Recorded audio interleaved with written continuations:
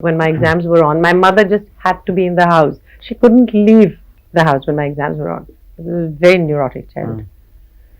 So I said, you know, do you feel that you made this sacrifice and it wasn't worth it? And she said, what sacrifice? I said, you know, give up your acting career. She said, I did no such thing.